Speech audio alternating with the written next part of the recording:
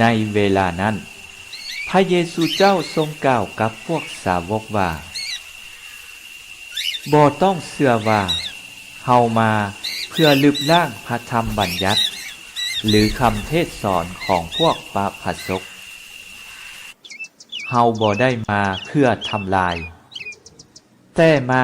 เพื่อปรับปรุงให้สมบูรณ์ขึ้น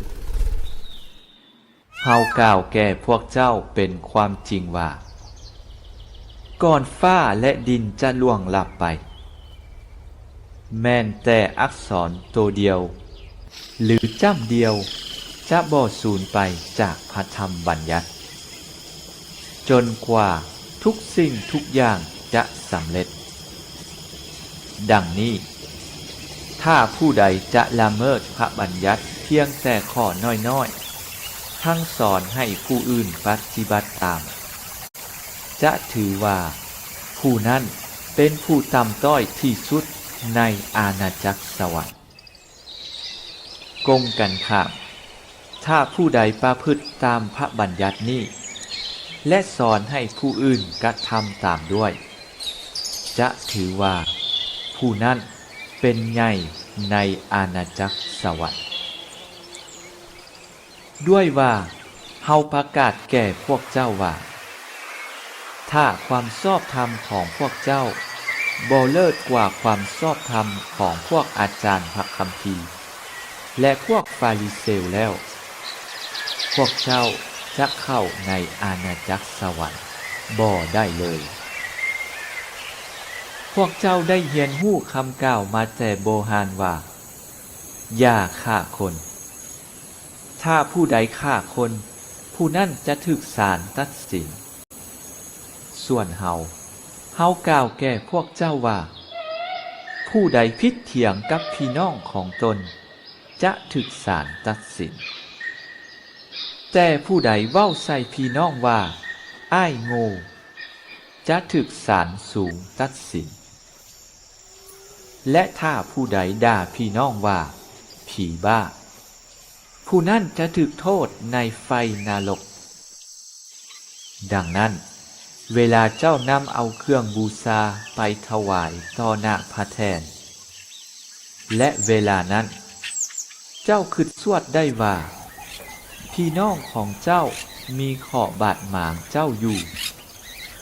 ก็จงปะเครื่องบูชาไว้ต่อหน้าพระแทน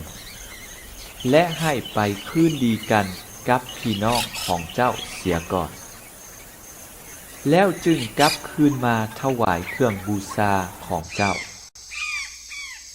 จงฮีบเข้าดีกันกับศัตรูของเจ้าเวลาที่กำลังเดินทางไปกับเขาย้อนย่านว่าเขาจะมอบเจ้าให้ผู้ตัดสินผู้ตัดสินจะมอบเจ้าให้นายธรรมลงค์และเขาจะขังเจ้าในคุกเฮากล่าวแก่พวกเจ้าเป็นความจริงว่าเจ้าจะออกจากที่นั่นบ่ได้จนกว่าจะใช้หนี้แทนสินจนฮอดอันสุดท้ายพวกเจ้าได้ยินคำกล่าวว่าอย่าล่วงประเวณีส่วนเฮากล่าวแก่พวกเจ้าว่าไผเบิ่งผู้หญิงด้วยความปรารถนาบ่ดีกับเขาผู้นั้นได้ล่วงประเวณีกับเขาในใจแล้วถ้าตาขวาของเจ้าเป็นโอกาสให้เจ้าตกในบาปก็ให้ควัดทิ่มไกลจากเจ้าเสียเพราะว่าสำหรับเจ้าเสียอวัยวะแต่เพียงส่วนเดียวยังดีกว่าจะปล่อยให้มดห่างกายตกลงในไฟนรกและถ้ามือขวาของเจ้าเป็นโอกาสให้เจ้าตกในบาปก็ให้ตัดทิ่มไกลจากเจ้าเพราะว่าสำหรับเจ้าเสียอวัยวะเพียงแต่ส่วนเดียว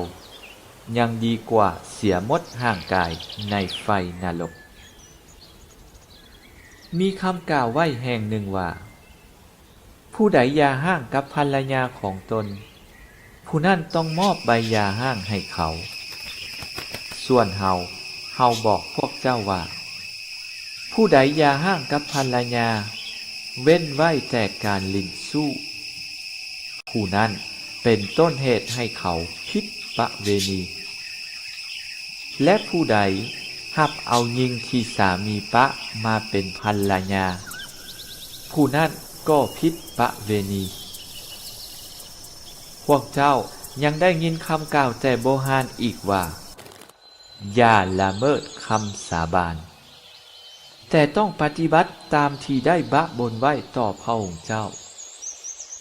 ส่วนเฮาบอกพวกเจ้าว่าบ่ต้องสาบานเลย แม่นว่าต่อสวรรค์